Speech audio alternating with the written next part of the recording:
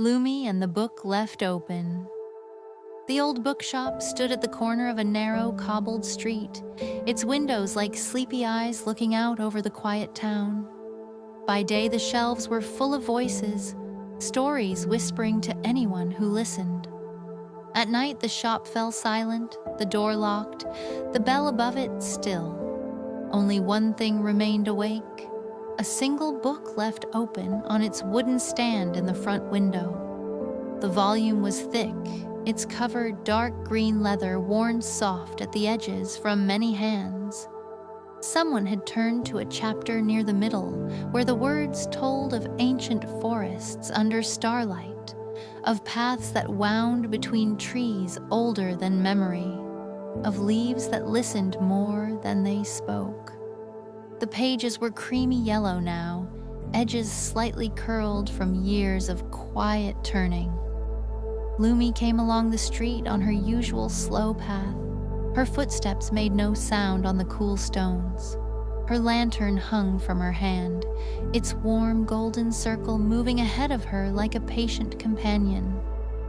When she reached the bookshop, she stopped. The light from her lantern reached through the window and met the silver from the street lamp.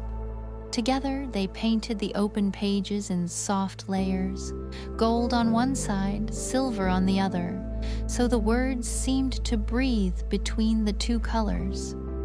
Lumi drifted closer until she was almost touching the glass. She tilted her head and read the first line on the left page, then the next, letting the sentences settle inside her like fallen leaves on still water. The story spoke of a traveler who walked at night, carrying only a small light and a heart full of questions that had no hurry to be answered. Lumi felt the words recognize her, not in a loud way, just a quiet knowing, the way an old friend might glance up when you enter a room. Then she noticed something else. A thin bookmark had slipped from between the pages and fallen to the floorboards inside the shop. It lay there on its side, a narrow strip of pressed violet flowers, petals flattened long ago under heavy books, their color faded to the gentlest lavender, yet still holding the faintest trace of sweet summer scent. Even through the closed window and the thick glass, Lumi could almost catch it, that whisper of purple fields under a warm sun. She stayed very still for a long while. The bookmark looked small and forgotten down there among dust motes that floated in the silver light. The open book above it waited patiently, its pages slightly parted as if hoping someone would come back soon to finish the chapter. Lumi raised her free hand and placed her palm flat against the cool window pane.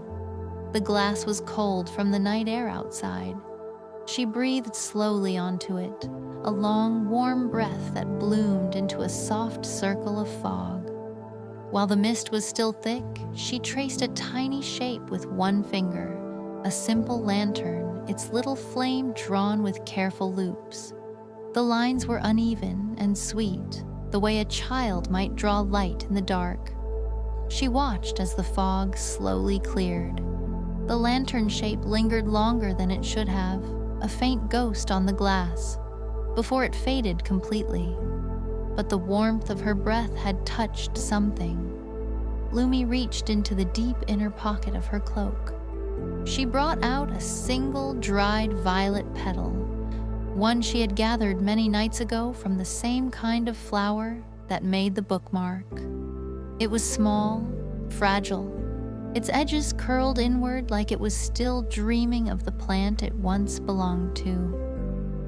Very carefully, she slipped the petal under the narrow gap at the bottom of the window frame, just enough that it rested against the inside glass, close to where the bookmark had fallen. The petal settled on the open page, right over the paragraph that described night-blooming flowers opening under stars.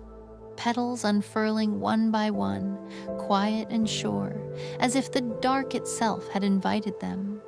For a long time, Lumi simply stood there.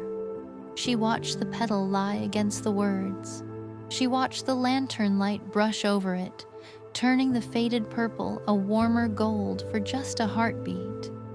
She watched the bookmark on the floor catch a sliver of silver and seem to lift its head a tiny bit, as if listening. Everything in the window felt a little more connected now.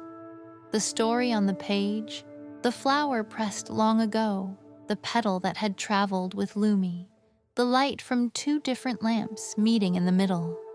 The book no longer looked abandoned. It looked held, like someone had sat with it, even from the other side of the glass. Lumi lowered her hand from the window. She whispered through the pane, so softly the words barely stirred the air. Rest here tonight. The story isn't finished, but it isn't alone either. When morning comes, someone will find you waiting. Pages still open, petals still near.